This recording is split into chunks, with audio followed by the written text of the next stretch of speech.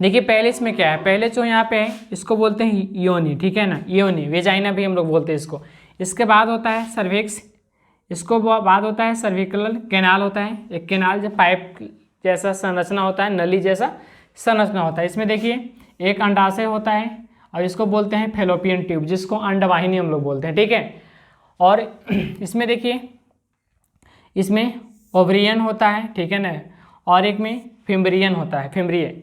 अब देखेंगे हम लोग, समझेंगे यहाँ पे गाइस कि देखिए होता क्या है ना, जब वाइफ और हस्बैंड में जब सेक्सुअल संबंध बनता है, तो सेक्सुअल संबंध बनता है तो जो शिश्न है, ठीक है ना, शिश्न देखिए वेजाइना के द्वारा ऐसे ही, ठीक है ना, इसी के द्वारा शिश्न इंटर करता है, शिश्न जाता है, ठीक है। शिश्न जाता है तो यहाँ पे झिल्ली जैसा होता है, ठीक है, झिल्ली होता है जिसको हम लोग जिसको सील के नाम से जानते हैं, ठीक है। तो यहाँ पे झिल्ली जैसा होता है तो टूट जाता है। देखिए कभी कभी होता है क्या नहीं, झिल्ली ऑलरेडी पहले से टूटा हुआ रहता है, ठीक है। जैसे बहुत सारे फीमेल्स होती हैं, गर्ल्स होती हैं जो साइकिल चलाने में, वर्क करने में, ये झिल्ली ऑलरेडी क्या होता है, फटा हुआ रहता है, ठीक है। तो विशेष ने इसमें इंटर करेगा योनि में, तो इसमें एक घर्षण होता है, ठीक है, इसमें एक घर्षण होता है। तो घर्षण के दौरान जब होता है तो स्पर्म जो होता है, मेल के बॉडी से स्पर्म इंटर करता है, स्पर्म, ठीक है। घर्षण होगा तब इसमें स्पर्म इंटर करेगा। जब स्पर्म इंटर करेगा तो देखिए होता है क्या है कि देखिए स्पर्म ही जाएगा यहाँ पे, सीधा स्पर्म यहाँ पे आएगा, ठीक है ना, स्पर्म यहाँ पे आएगा। इसमें इसको बोलते हैं अंडाशय, अंडाणु यहीं पे बनता है, ठीक है, अंडाणु यहीं पे बनता है।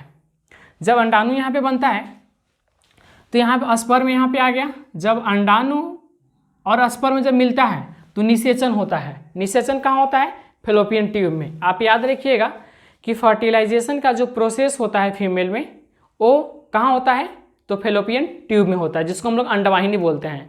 निषेचन कहाँ होता है, अंडवाहिनी में होता है निषेचन। मान लीजिए यहाँ से अब निकल, यहाँ पे से अंडाणु जो निकला है तभी निषेचन होगा। मान लीजिए यहाँ से अंडाणु यहाँ से निकला ही नहीं है, अंडाणु यहाँ से बाहर निकला ही नहीं है, इसी में है, तो स्पर्म में क्या करेगा, स्पर्म में तो उसमें क्या होगा, उसमें फर्टिलाइजेशन नहीं होगा, फर्टिलाइजेशन नहीं होगा ना, फर्टिलाइजेशन नहीं होगा तो जाइगोट भी नहीं बनेगा।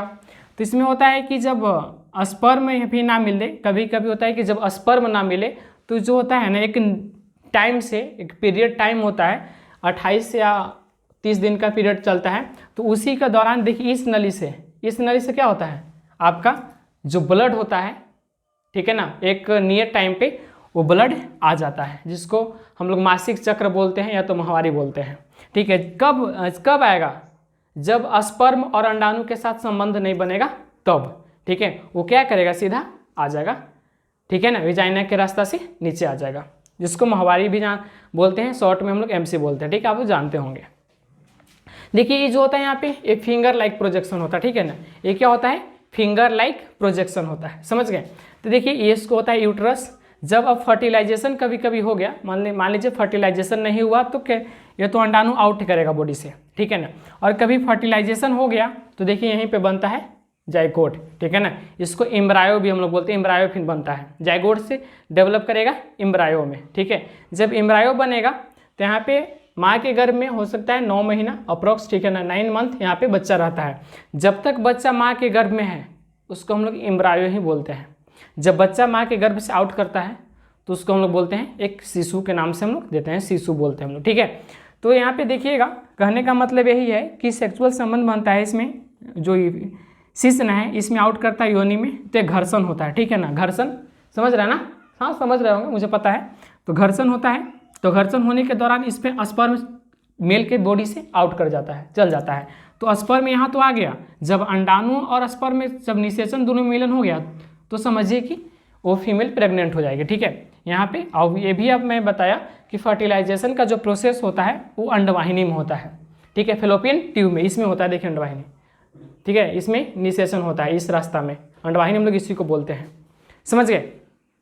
फिर होता क्या है, एक चीज़ और बता दूँ कि कभी कभी क्या होता है कि अंडा इस मंथ से निकलेगा, कभी कभी अंडा इस मंथ से निकलेगा।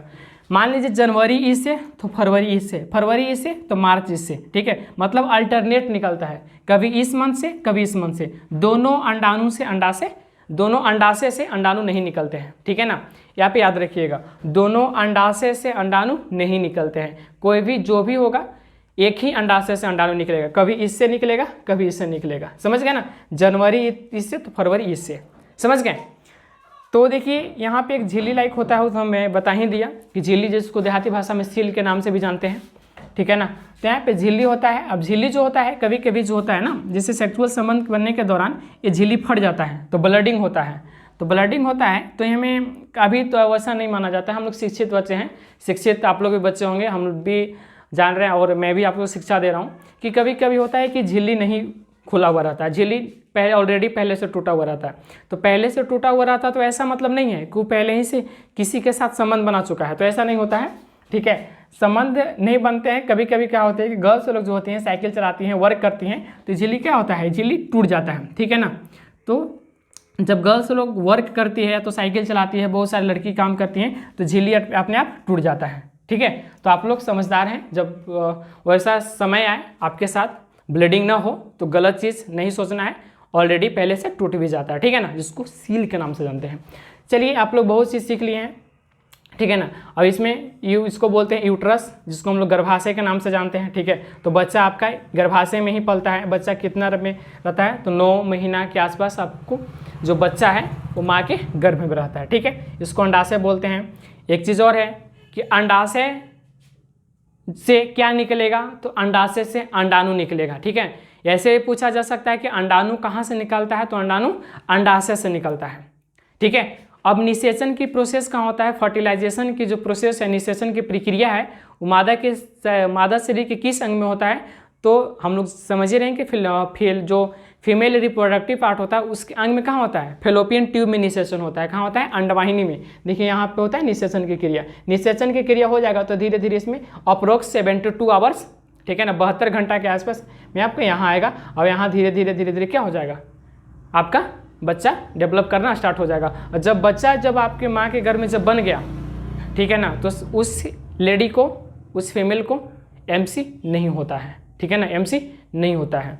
मान लीजिए, चलिए ठीक है, मान लीजिए एक फीमेल का 2-3 बच्चे हो गए, उसका अब ऑपरेशन करवाना है, नसबंदी करवाना है, तो करता क्या, देखिए इसको क्या करता है, इसको यहाँ से काट देता है, ठीक है, यहाँ से और यहाँ से काट देता है, समझ गए। काट के कभी ऐसे मोड़ देगा, ठीक है ना, मोड़ देता है, इसको ऐसे मोड़ देगा, इसको ऐसे मोड़ देता है, समझ गए। अब यहाँ से हो जाएगा तो जितना भी सेक्सुअल संबंध बनेगा स्पर्म और अंडाणु के साथ क्या होगा, मिलन होगा ही नहीं, समझ गए ना। स्पर्म और अंडाणु साथ में नहीं मिलेंगे, फर्टिलाइजेशन का प्रोसेस होगा नहीं, तो जाइकोट बनेगा ही नहीं, ठीक है। तो यहीं पे काटा जाता है, समझ गए ना। चलिए, आई होप गाइस आपको वीडियो अच्छा लगा होगा। वीडियो अच्छा लगा होगा तो वीडियो को लाइक